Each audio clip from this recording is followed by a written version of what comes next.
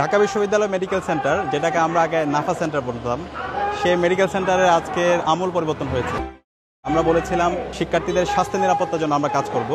তো এখানে আমাদের মেডিকেল সেন্টারের আগে ইমার্জেন্সি ছিল 2 তলায়, ওটা থেকে নিচতলা নিয়ে আসা হয়েছে।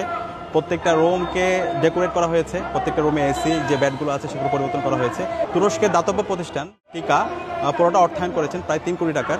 নতুন একটা অ্যাম্বুলেন্স নিয়ে আসা হয়েছে এবং পর্যাপ্ত মেডিসিনের ব্যবস্থা করা, পাশাপাশি তাদের এক্সরে থেকে শুরু করে তাদের বিভিন্ন ধরনের রিপোর্ট করার জন্য, টেস্ট করার জন্য যা যা ইনস্ট্রুমেন্টগুলো দরকার সেগুলো আনা হয়েছে। তো আমরা শিক্ষার্থীদেরকে অনুরোধ করবো, আপনারা ঢাকা বিশ্ববিদ্যালয় মেডিকেল সেন্টারে আসেন, আপনাদের ট্রিটমেন্ট নেন এবং এটাকে আরও আধুনিকায়ন করার জন্য এবং পর্যাপ্ত ডাক্তার এবং পর্যাপ্ত দক্ষ জনবলের জন্য আমরা ইতিমধ্যে বিশ্ববিদ্যালয় প্রশাসনের সাথে কথা বলেছি, ভিসি স্যার এবং প্রভিসি ম্যামের সাথে কথা হয়েছে।